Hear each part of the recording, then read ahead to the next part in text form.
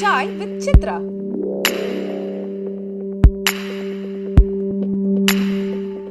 வானத்தை போல படத்தை பொறுத்த வரைக்கும் பல நட்சத்திரங்கள் அதில் எப்படி சமாளிச்சிங்க அத்தனை பேர்? இல்லை சார், ஷாஜகான் ஒரு பக்கம், கிருஷ்ணமூர்த்தின்னு ஒருத்தர் பண்ணார். ஆளுக்கால் டைலாக் சொல்லி கொடுப்பாங்க. இப்படி சொல்லிக்கிட்டு இருக்கும்போது ஈஸியாக இருந்துச்சு. அது ஒவ்வொரு தடவை இந்த ரோஜாப்பு மாலை எங்கள் வீட்டில் நான் கார்த்திகையில் காலங்காத்தால் சூரியன் 3 மணிக்கு சாப்பிட்டு இருந்தால் ப்ளூ இதில் இருந்த பட்டாசு கொஞ்சம் நல்லா இருக்குனாரு. உடனே டேரக்டர் வில்சன் சார் சொன்னார். டேரக்டர் போய் கேப்டன் கேட்டாங்க, இந்த மாதிரி சார் எடுங்க சார், நல்லா விடிய நடிப்பேன் சார். இல்லை எல்லா பேரும் வரணும். அவ்வளோதானே லிவிங்ஸ்டன் காலையில் 2 மணிக்கு ஸ்பாட்டில் வேணும். மீனா 5 எல்லோரும் கேட்டுங்க. பிரபுத்தவா உனக்கும் தான் காலைல வந்துருங்க அப்படின்னாரு. அது 3 மணிக்கு எடுத்தோம். எல்லா பேரும் அசம்பிளி பண்ணி அப்படியே ஒரு 10 மணிக்கு பிரேக் அவுட் ரூம் அனுப்பிச்சி விட்டோம். அந்த மாதிரி சின்சியர் ரொம்ப அவருக்குன்னு ஒரு லென்ஸ் பாக்ஸ் வச்சுருப்பார். அது எப்படியும் ஒரு 5 லட்சம் 10 லட்ச ரூபா இருக்கும். வந்தோடனே கேமராமேன்ட்ட கொடுத்துருவார். முடிஞ்ச பிறகு எனக்கு குடிக்காமப்பார். அவருக்கு என்னென்ன ஃபில்டர் போடுறது அது அவருக்கு தெரியும், அந்த கேமராமேன். அதே மாதிரி அந்த மீனா ஊர்வலம் எடுத்துருந்தாங்க. அது பொள்ளாச்சி சக்தி ஹோட்டல் பின்னாடி ஒரு சந்துக்குள்ளே இது பண்ணாங்க. பெரிய பெரிய கவுண்டர் ஏரியா, ஒரு 10,000 பேர் கிரௌடு, மொட்டமெல்லாம் ஜனங்க. யங் கெட்டப்பில் வருவார். அந்த யங் கெட்டப்பில் வந்துக்கிட்டே இருக்கும்போது சாங் போட்டு, எங்கள் வீட்டில் எனக்கு சாங் போட்டு வந்துக்கிட்டு இருக்கும்போது சார் அப்படியே ஓல்டு கெட்டப் போயிடலாம். ஓல்டு டி ராஜு இன்னும் சொல்கிற டைரக்டர் ஓல்டு கெட்ட போகலான்றல, எங்கேயா வீக்கு குடியா தப்பு அந்த வீக்கை போட்டு ஒட்டுறா மியூசியை அந்த ஏற்கனவே போட்டு சட்டை மேலே ஜிப்பா மாட்டி வேஷ்டியை கட்டி அப்படி நடந்து வந்தார். சார் இது டிஃப்ரெண்ட், அதெல்லாம் இந்த கருவில் பண்ணி ஒன்றும் தெரியாது சார், எடுங்க சார் அப்படின்னாரு. மற்ற ஹீரோலாம் 2 கெட்டப் மாத்திரக்கு ஒரு 4 மணி நேரம் 3 மணி நேரம் டைம் எடுத்துக்குவாங்க. இவர் அந்த மாதிரிலாம் கிடையாது. ரொம்ப என்கேஜ்னாக தான் மாஸ்க் ஒர்க்லாம் பண்ணார். சில கேமராமேனாக இருக்காங்க, பேர் சொல்ல வரும்ல, அவங்க சுற்றி கயரெல்லாம் கட்டிக்கிட்டு அப்புறமேல ஷார்ட் எடுப்பாங்க. இவர் என்கேஜ் தான், அப்படிலாம் ஒன்றும் கிடையாது. ஒரு வெத்தலை பக்கம் சீவலை போட்டுக்கிட்டு ஒரு பேப்பரை கட் பண்ணி அதில் ஒட்டுவார். எடுத்து முடிஞ்சோடனே அந்த ஃபிலிமில் கொஞ்சம் கட் பண்ணி ஸ்பாட்லேட் டெவலப் பண்ணி காமிப்பார். Sir mask ஓகேம்பார். அந்த மாதிரி ஒரு திறமைசாலி. மீனாவும் பிரபுதாவும் எப்படி ஒத்துழைச்சாங்க இந்த படத்தில்? நல்லா ஒத்துழைச்சாங்க. பிரபுதாவை சாங்லாம் பிரபுதான் எடுத்தார். விஜயகாந்த் ஆட வச்சார். அதெல்லாம் நல்ல ஒத்துழைப்பு. அந்த பிரபுதா அந்த நதியே நைனே சாங் எடுக்கும்போது டைரக்டர் இங்கே இந்த படத்தை 2000 முதல்ல ரிலீஸ் பண்ணி சொல்லி மும்முரமாக எடிட்டிங் இருந்தார். நாங்களாம் போனோடனே மூணாறு போனோடனே லொக்கேஷன் பண்ணி காமிச்சோம். மாட்டுப்பட்டி டேம் பார்த்தாரு, லொக்கேஷனாக பார்த்தாரு. வில்சன் இந்த பாட்டு சாங் 4 நாள் இங்கே தான், எங்கேயும் ஐடியா வச்சுக்காங்க, நான் சொல்கிற லென்ஸை போட்டு ஷூட் பண்ணுங்க அப்படின்னாரு. பாருங்கள் ஆஸ்திரேலியா மாதிரி இருக்கும்னாரு. எடுத்தார் சாங். கௌசல்யாக்கெல்லாம் டான்ஸ் வரல, 2 நாள் சொல்லி கொடுத்து அப்படியே எடுத்தாங்க. நதியே நைனே சாங். ஒரு அற்புதமான கலைஞர் அவர். அந்த சாங் எடுக்கும்போது அவர் பாஸ் பண்ணுறாரு. Ready ready ready ready Wilson அப்படியே அந்த புல் இருக்கிற கிராஸ் யாரும் நடக்காமல் அந்த புல்லுக்கிட்ட போய் கேமரா வைங்க அப்படின்னு சொல்லி அப்படியே அருமையாக எடுத்தார். வானத்தை போலக்கு அப்புறம் வேறு எந்த படம் ஒர்க் பண்ணீங்க? வானத்தை போலக்கு அப்புறம் நான் டைரக்டர் சொல்லி, சார் சவுதி சார் கேட்குறாரு என்ன படங்கள்லாம் ஒர்க் பண்ணேன். சொல்லாமலே ஒர்க் பண்ணேன். சொல்லாமலே அப்படியே சார் படங்கள்லாம் ஒர்க் பண்ண ஆரம்பித்தோம். இந்த டைரக்டர் கூப்பிடும்போது போய்க்குவோம், மற்ற நேரத்தில் அங்கே ஒர்க் பண்ண ஆரம்பித்தோம். ஆனந்தம் இதெல்லாம் ஒர்க் பண்ண ஆரம்பித்தோம். சொல்லாமலே ஒர்க் பண்ணும்போது தான் சசி அங்கேயே உட்காந்து டைலாக்லாம் எழுதுவார். அப்போது ஒரு நிகழ்ச்சி, நான் மதுரையில் ஜெனிதா அப்படிங்கிற ஒரு கடை இருக்குது, கண்ணாடி கடை. அந்த கண்ணாடி போடுற பாய் ஒரு வித்தியாசமான குரலில் பேசுவார். நாங்கள் பரிசு டிவியில் போய் அவர்கிட்ட வேலை பார்ப்போம். பங்கு லட்சுமி டே லட்சுமி வந்திருக்குன்னு தெரியலையோ, ஒரு ஒயின் போட்டு டீ வாங்கிட்டு வாங்கட்டா இப்படி பேசுவார். கண்ணாடி வாங்க வரவன்ட்ட பங்குன்னு எந்த ஒன்று கண்ணாடி தானே போட்டுருவோம், எந்த ஊர் உசிலமுட்டி, என் தங்கச்சி ஆண்டி போய்ட்டுலாம் கட்டி கொடுத்துருக்கேன் பார்த்துக்குங்க, உங்களுக்கு இல்லாத கண்ணாடியா போட்டுருவோம், உட்காருங்க, கண்ணை சொன்னா ஏன்னா மண்ணா தெரியுதா பாய், சரியாக தெரியல பாய், அப்படி எந்திரிங்க, அந்த லேடிஸ் ஃபோட்டோ தெரியுதா, இந்த அப்போல்லாம் ஒயின் ஷாப்பில் செக்ஸியாக வச்சுருப்பாங்க, அந்த ஃபோட்டோ ஸ்க்ரீன் போட்டு வச்சுப்பார். பாய் நல்லா தெரியுது பாய், அப்படிங்களா, பில்லியில் பங்கு, இந்த ரோட்டில் நடக்கிற ஆளுங்க தெரியுங்கிறாங்களா, பொண்ணுங்கள்லாம் தெரியுறாங்களா, படித்தவங்களாம் கஷ்டப்படுறாங்க, இந்த கண்ணாடி போட்டுக்குங்க அப்படின்னு தேவைப்பார். ஆனால் என்கிட்ட என்ன தெரியுமாண்ணே, வேறு கண்ணாடி கடையில் கவரில் போட்டு கொடுப்பாங்க, நான் பேப்பரில் மடித்து தருவேன், அவ்வளோதான் வித்தியாசம், இந்த கண்ணாடியை போட்டுங்க. இதை மாதிரி நாங்கள் எங்கள் ஆஃபீஸில் வேளாங்கண்ணி சூப்பர் ஆஃபீஸில் பேசி காமிச்சிருக்கேன். இப்போ சசி சார் வாய்ஸை கேட்ச் பண்ணிவிட்டு பகலில் வந்து லட்சுமணா என் படத்தில் ஒரு கிளைமாக்ஸ் சார் இதே மாதிரி பேசி டப்பிங் பேசலாம் பேசுகிறேன் சார் சார் இங்கே பேசுகிற டப்பிங்கில் பேச போகிறேன் சார் அந்த படத்தில் லிவிங்ஸ்டன் பஸ் ஸ்டாப் நிற்பார் நான் கொலம்பஸ் பாடு டே பீடி இருக்கு இல்லைன்னா சொல்ல வேண்டியதுண்டா என்னடா லுக்கு ஏண்டா பீடிக்கே வழியில் உனக்குலாம் லீ ஜீன்ஸ் கேட்குதா அந்த சீன் தேட்டரில் கிளாப்ஸ் அடித்தாங்க. சிகரெட் வாங்குவே காசு இல்லை உனக்குலாம் லீ ஜீன்ஸ் கேட்குதா ஜீன்ஸ் என்ன ஓசியா கிளாப்ஸ் அடிக்கும்போது அது டைரக்டர் மாயி பாண்டியன்லாம் தேட்டரில் பார்த்தோன்னே சார் லட்சுமண சீன் பயங்கர கிளாப்ஸ் சார் நாங்கள் அப்போ வந்து லட்சுமணன் நீங்கள் இந்த டைலாக் பேசி காமிங்கன்னாரு மாயி படத்தில் பேசி காமிச்சேன் நீங்கள் தான் நடிக்கிறீங்க அப்படின்னா மாயி படத்தில் நான் ஒர்க் பண்ணல ஏன்னா நான் வந்து வேறு நீரோயை நான் வந்து போஸ்ட் ப்ரொடக்ஷன்லாம் பண்ணியிருந்தேன். பாண்டியன் சார் வந்து அருணாச்சல ஸ்டுடியோ வந்துருங்க அப்படின்னாரு. வடிவேல் அங்கே இருந்தார். வடிவேல்கிட்ட போய் என்னை காமிச்சாங்க சார் அந்த அப்பா கேரக்டர் சின்ன பையனாக்கா தாடியெல்லாம் அசிங்கமாங்க சின்ன பையனாக்கா அப்படின்றார். இல்லைண்ணே சேவ் பண்ணிட்டு வேறு மாதிரி கெட்டப் பண்ணி கூட்டுறேன்னு சொல்லிட்டு சரத்குமாரோட சூரியவம்சம் மீசா சரத்குமார் ட்ரெஸ்ஸை போட்டு காமிச்சாங்க. ரொம்ப நல்லாயிருக்கு இவன் நடிக்கட்டினார். அன்றைக்கி அந்த வடிவேல் ஓகே சொன்னால்தான் நடிகை நான் தொடர்ந்து வந்துக்கிட்டே இருக்கேன். ஓ அப்படியா? ஆமாம். அம்மா மாயண்ணை வந்திருக்காக மாப்பிள்ளை மொக்கச்சாமி வந்திருக்காக மற்றும் உறவினர்கள்லாம் வந்திருக்காக பாம்மா மின்னல் தேட்டரில் அப்கிளாஸ். சரத்குமார் வந்து 100வது மலர் எழுதியிருந்தார் 100 படத்துக்கு. அதில் மாயி என்றால் மின்னல் தான் ஞாபகத்துக்கு வரணும் எழுதியிருந்தார். ஆமாம் ஆமாம் அந்தளவுக்கு ஃபேமஸ். அது சட்டமன்றத்தில் கூட மாலை ராஜா பேசியிருக்காரு இந்த டைலாக்கு ஜெயலலிதா எதிர்க்கட்சி தலைவர் ஆகும்போது. இல்லை இந்த மாடலேஷன் தான் ரொம்ப முக்கியம் அதில். ஆமாம் இதை பார்த்து தான் வந்து ஆனந்த படம் லிங்கசாமி கதை சொல்ல வந்தார். பாபுராஜர் சொல்லி ராஜகுமாரன் கூட்டிருந்தாங்க. கதையை கேட்ட சாருக்கு ரொம்ப பிடிச்சி போச்சு. பிரமாதமாக இருக்கியா அப்படின்னாரு. ஃபஸ்ட்டு சரத்குமார் அப்படி பேசியிருந்தோம். அப்புறம் சந்தர்ப்ப சூழ்நிலை மாறிடுச்சு. மம்முட்டிகிட்ட போய் கதை சொன்னோம். அவர் மம்முட்டி உட்காந்து ஸ்டைலில் பார்த்தா மதிக்கவே மாட்டார். ஒரு மாதத்தை நாட்டில் உட்காந்துக்கிட்டு கால் மேலே போட்டு நாங்கள் கீழே உட்காந்துருக்கோம். கதை சொல்லியிருந்தார். சொல்லி சரி இன்ட்ரோல் வந்தார். லிங்கசாமி ஒரு டீ சாப்பிட்டு பேசலாமா அப்படின்னாரு. டீ குடிச்சிட்டு கதை சொல்லி முடிஞ்சாலும் லிங்கசாமி கட்டி பிடிச்சி முத்தம் கொடுத்தாரு. முத்தம் கொடுத்தானே சௌதரி ஃபோனை போட்டு சார் ஈ படத்தில் நடிக்கும் அப்படின்னு அதை ஆரம்பிச்சது தான். ஆனால் அந்த படத்தில் மம்முட்டி ஒரு காசு கூட வாங்கலை. ஏன்? பிரியா நடித்தார். அந்த கதை ரொம்ப நாளைக்கு அப்புறம் நல்ல கதை கேட்டிருக்கேன். அச்சோ சூப்பர் நடித்தார். கேரக்டர் வந்து கடைசியில் சவுதி சார் வந்து அதெல்லாம் தப்பு சார் ಈ கதை மனசில் ரொம்ப ரொம்ப பட்டுருச்சு. பட் கடைசி சவுதி சார் வந்து கேரளா ரைட்ஸ் எழுதி கொடுத்தாரு. அற்புதமான கலைஞன், சும்மா சொல்லக்கூடாது. பிருந்தா சார் இதுதான் கோ டைரக்டர். அவர் போய் ட்ரெஸ் கண்டினியூட்டி சொல்கிறக்கா போவார். சார் சீன் நம்பர் 43 எந்த பிருது இவட நோக்கூட ப்ரௌன் பட்டி சாரி சேலை கண்டினியூட்டி போட்டிருப்பாரு பேசி ஆடாடா பனியன். இவட என்ன பண்ணுது தலையை கலைச்சிட்டு இருக்கு. நான் குளிச்சுட்டு வர மாதிரி போய்க்கோ போய் முரளிக்கு சொல்லு அப்பாவுக்கு சொல்லு அப்படின்ட்டார். 50 வயசு 50 வயசு அப்போ செட்டிலுக்காக விளாடுவார். 10 கேம் விளாடுவார். முரளியாக பார்த்து 2 கேமில் உட்காந்துருவாங்க. ரொம்ப நல்ல மனுஷன். அதான் என்னை வந்து அந்த அந்த படத்துக்கு அந்த கேரக்டருக்கு வந்து வடிவேலு தான் பேசினாங்க.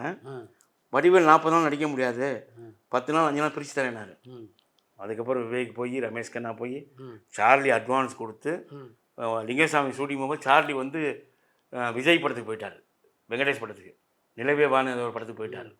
அப்போ வந்து சவுதி சார் போயிட்டு வரேன் சார். அவங்க சார்லி வந்து ஒரு 5 நாள் கழிச்சு தான் இல்லை சார் இந்த கேரக்டர் வந்து படம் முடிவு கூட இருக்கணும் சார். டக்குன்னு இவங்க லேட் ஆச்சுன்னா இவர் சீனியர் சார் அப்படின்னா சார் நான் லட்சம் பண்ணிக்கிறேன் சார். நான் ஆமாம் நான் நடிக்க மாட்டேனே.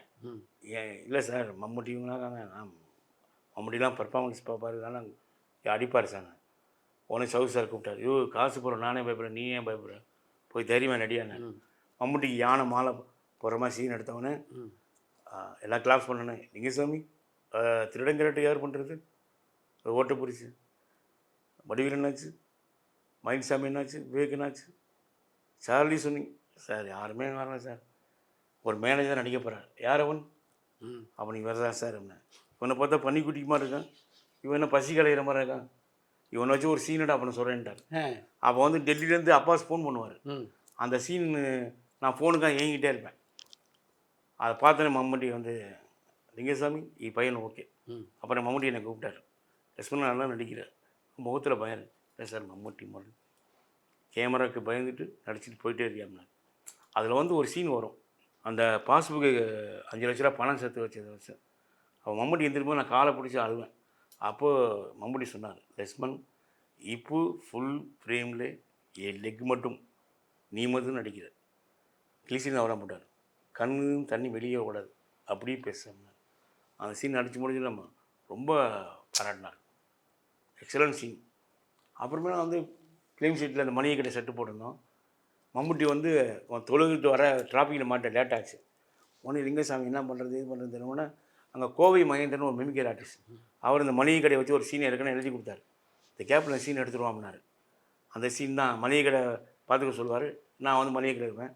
பெஞ்சமின் ஒரு ஆர்டிஸ்ட் வந்து, அண்ணே ஒரு டிம்மி பேர் கொண்டேன் இந்த இடம், அண்ணே அப்படியே ஒரு பேனா கொண்டேன் இந்த இடம், அண்ணே அப்படியே ஒரு கவிதை சொல்லுங்கள், டி இது மளிகை கடை போடாதவங்க, இல்லைண்ணே உங்களை பார்த்தா கவிஞர் கண்ணதாசமாக இருக்குண்ணே, என்னடா சொல்கிற, நீங்கள் தாடி மொத்தம் கவிஞர் வாலினேன், இன்னொரு கதை சொல்லு, நீங்கள் தாடி மொத்தம் வச்சா கவிஞர் வாலி, சொல்கிறேன் எழுதிக்க, அன்பே பொன்னி, அண்ணே அந்த பொண்ணு பேர் பொன்னி இல்லைண்ணே கௌரி, டேய் அரிசியை சொல்லுடா, சொல்கிறது எழுதுடா, நீ ஒரு அரிசி தினமும் என்னை தரிசி, நீ ஒரு பருப்பு என்கிட்ட காட்டாத வெறுப்பு, நீ ஒரு உப்பு உன்னை பார்க்காட்டினா தப்பு, நீ ஒரு சக்கரை என் மேலே காட்டு அக்கறை, நீ ஒரு மல்லி எங்கள் அம்மா உனக்கு வில்லி, நீ ஒரு சேமியா எங்கள் அம்மா உனக்கு மாமியா, மொத்தத்தில் நீ ஒரு பெருங்காயம் என் இதயத்தில் ஏற்படுத்துகிற பெருங்காயம். அண்ணே கவிதைலாம் ரொம்ப நல்லா இருக்குண்ணே, அப்புறம்டா கொண்டு போய் கொடுக்கும் தானே, இல்லை எப்படி கொடுக்கும் தானே, அதுக்கு நான் என்ன பண்ணுறது, உங்களை பார்த்தா எங்கள் மாமாமா இருக்குண்ணே இருறான சோடா பாட்டில். அந்த காமெடி பெருசாக பெரிய ஹிட்டாச்சு.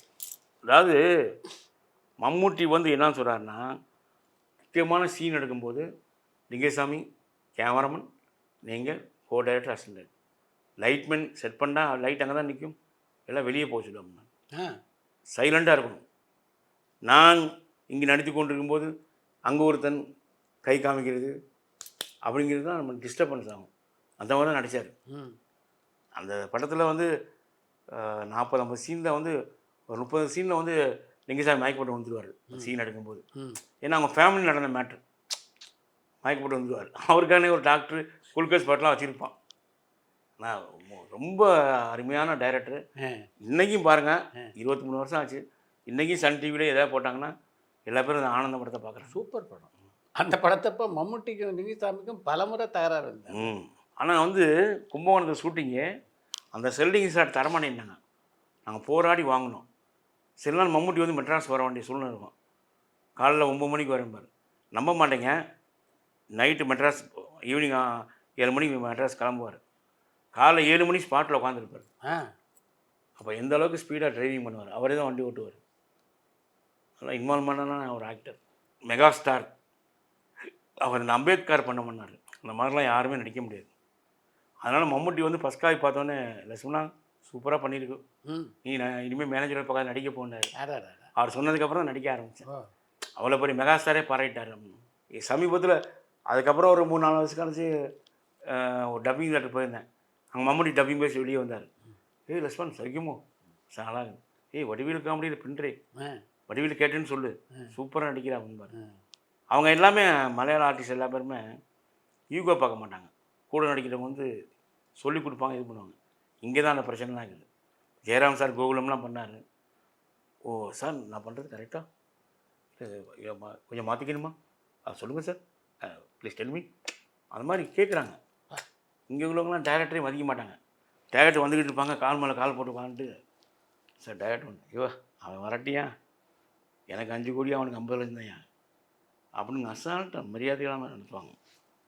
அந்த படத்தை எடுத்து ஹிட் பண்ணுற டைரக்டருங்கிறது அவங்களுக்கு தெரியாது.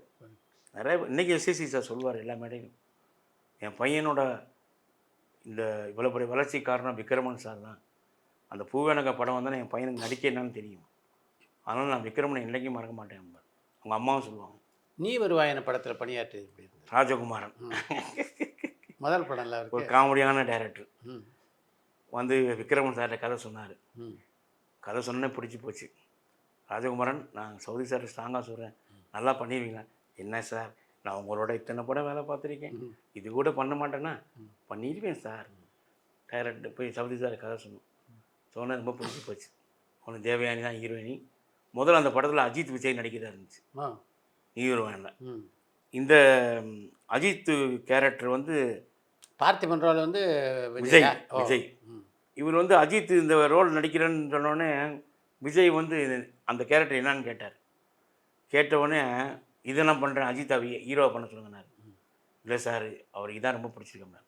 அப்போ அது வேலைக்கிட்டார். அப்புறம் தான் பார்த்திபன். ம். அஜித் ரொம்ப நல்லா நடிச்சிருப்பார். அஜித்துக்கெலாம் வந்து நாங்கள் நாகர்கோவிலில் வந்து ஒரு ஒரு இடத்துல வந்து கெஸ்ட் ஹவுஸ் மாதிரி போட்டு கொடுத்தோம். திடீர்னு அங்கேருந்து ஃபோன் பண்ணி எங்களை வர சொன்னாங்க. நீங்களும் எங்கே தங்கியிருக்கீங்கன்னாரு. சார் நாங்கள் இங்கே தங்கியிருக்கோம். ஏன் இங்கே தனியாக போட்டிங்கன்னாரு. அவனு சொல்லிட்டு வந்துட்டோம். கட் பண்ணால் அவர் வந்து ரூமில் ஏறிக்கிட்டு இருக்காரு. ம். நீங்களும் இங்கே தங்கிறீங்க, நான் தனியாக தங்க மாட்டேன், எல்லாம் ஒன்றா தங்குவோம்னாரு. அவ்வளோ சிம்பிளிசிட்டி. சூப்பர். ம். நல்ல மனிதர். அந்த படத்தில் வந்து ஒரு ஐயனார் கோயில் முன்னாடி இந்த ஜிமிக்கி பிடிச்சிருக்கா, இந்த தோடு பிடிச்சிருக்கா, எல்லாம் பிடிச்சிருக்கு, உதட்டு கீழே வச்சிருந்தா இன்னும் ரொம்ப நல்லாயிருக்கும். இந்த சீன் வந்து ராஜகுமாரன் சொல்லி கொடுக்கும்போது ஒன் மோர்னு சொல்லிகிட்டே இருந்தான். ராஜகுமாரன் 1 ஹவர் சீனு நீ 1.5 நாள் எடுத்துக்கிட்டீங்க. சவுதி சார் ஃபோன் பண்ணி சொல்லிடுவேன். சார் சொல்கிறத பண்ணுங்கள் சார், நீங்கள் இப்போ படத்தில் நடிக்க வந்திருக்கீங்க, நான் டைரக்டர், நான் என்ன சொல்கிறேன்னு அதை கேளுங்க சார். அஜித்துக்கிட்ட அடாடா. ஆ. அஜித்துக்கு 10 நாள் தான் டேட்டு முடிஞ்சிருச்சு. ம். முடிஞ்சு டிக்கெட்லாம் கொடுத்தோம். அவர் டிக்கெட்லாம் திருப்பி கொடுத்தாரு. ஸ்பாட்டுக்கு வந்துட்டார். என்ன சார் அப்படின்னா, இல்லை ராஜகுமாரோட நல்லா பொழுது போகுது, இன்னும் 2 நாள் இருந்து போகிறேன்னு சொல்லிட்டு 2 நாள் கூட தங்கிட்டு போனார். பார்த்திபன் சார் வந்து பார்த்தாரு. சௌத்ரிங்கிற ப்ரொடியூசர் மெட்ராஸ் இருக்கார், இங்கே நாகர்கோவில் ஷூட்டிங் நிற்குது. பாபு ராஜா வந்து கண்ணு போட போதே அதுக்குன்னு போயிட்டுருக்கான். இப்படி போயிட்டு இருக்கும்போது இவ்வளோ சின்சியராகலாம் ஒர்க் பண்ணுறீங்க. அந்த இடத்துலையே நீவரான காமராஜர் 2 படம் இருக்குது. பார்த்திபன் சார் ரொம்ப வியந்து பாராட்டினார். எனக்குலாம் ப்ரொடக்ஷனில் வந்து எல்லா பேரும் ஏமாற்றிட்டாங்க, நீங்கள் இவ்வளோ சின்சியராக இருக்கீங்க அப்படின்னு சொல்லிட்டு 150 பேருக்கு மோதிரம் போட்டார் பார்த்திபன் சார். இந்த மாதிரி ஒரு சின்சியராக பார்க்குறது தான் ஒரு கம்பெனிக்கு இவ்வளோ விசுவாசிகள் அப்படின்னாரு. அந்த படத்தில் பணியாற்றும் போதே காதல் இருந்ததா ராஜகுமாரனுக்கு? சூரியவம்சில் அட்டாச்மெண்ட் இருந்துச்சு. ஓ. இவர் தான் கண்டினியூட்டி எழுதுவார். ஆ. மேடம் ஜாக்கெட் என்ன கலர்? உங்கள் வாழ்க்கையில் மறக்க முடியாத ஒரு நபர் வந்து ஆர்பி சௌத்ரி. நான் பெரும்புள்ளிக்கு வந்து மெட்ராஸ் வந்து ஆளுங்களை அனுப்புறது வைக்கும்போது அப்போ வந்து ரவிக்குமார் சார், KS ரவிக்குமார் கூட எந்த படம் ஒர்க் பண்ணலையா நீங்கள்? ஒர்க் பண்ணல. ரவிக்குமார் சார் வந்து புது வருஷத்தில் ஒர்க் பண்ணார். ஆனால் வந்து ஒரு ரவிக்குமார் சார் மாதிரி எல்லா டைரக்டருக்கும் ஒரு கோ டைரக்டர் கிடைச்சா இண்டஸ்ட்ரி நல்லாயிருக்கும். என்னன்னா பரபரப்பான சினிமா செய்திகள், நட்சத்திரங்களின் பேட்டிகள், சினிமா வரலாறு ஆகியவற்றை பார்க்கவும் படிக்கவும் உங்களுக்கான இணையதளம் tourantalkies.co.